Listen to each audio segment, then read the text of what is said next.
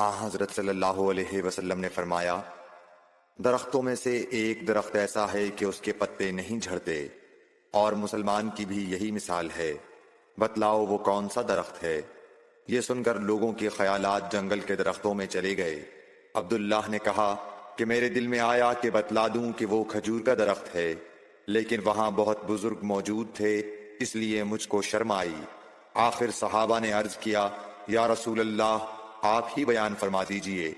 आप सल्लल्लाहु अलैहि वसल्लम ने बतलाया कि वो खजूर का दरख्त है।